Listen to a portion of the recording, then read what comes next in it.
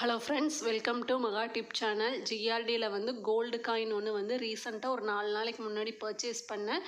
அதோட price details வந்து பார்க்கலாம்.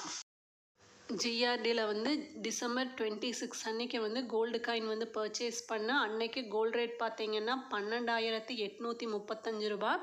இந்த கோல்டு காயின் தான். இதோட வெயிட் பார்த்தீங்கன்னா 250 மில்லிகிராமு. இது வந்து நான் வந்து தீபாவளிக்கே வந்து பர்ச்சேஸ் பண்ணலான்ட்டு இருந்தேன். சரின்ட்டு ஷாப்புக்கே போக முடியல, அப்படியே விட்டுட்டேன். சரின்ட்டு நான் போய் கோல்டு ரேட் பார்த்தீங்கன்னா டெய்லியுமே இன்க்ரீஸ் ஆகிட்டே இருக்குது. சரி இருக்கிற அமௌண்ட்டுக்கு வந்து வாங்கிடலான்னு சொல்லிட்டு இது வந்து பர்ச்சேஸ் பண்ணியிருக்கேன். 250 மில்லிகிராமு. இதுக்கு பார்த்தீங்கன்னா வேஸ்டேஜே அவங்க வந்து இப்போ வந்து இன்க்ரீஸ் பண்ணிட்டாங்க. 150 போடுறாங்க. முதல்ல 75 தான் போட்டுட்டு இருந்தாங்க. இந்த கோல்டு காயின் வந்து 916, அதிலே ஹெச்யூடி நம்பரெல்லாம் போட்டிருக்கு. 250 மில்லிகிராம்க்கெல்லாம் வந்து அதில் வந்து பிரிண்ட் பண்ணுறதில்ல.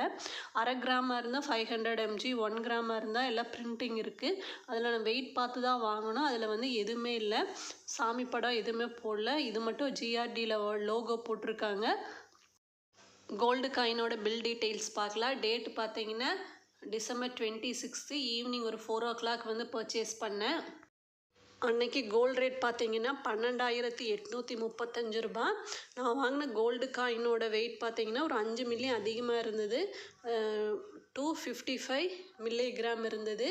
அதுக்கு பார்த்தீங்கன்னா அவங்க வேஸ்டேஜ் வந்து 148 ரூபா போட்டிருந்தாங்க. டோட்டலாக 3,452 ரூபா வந்தது.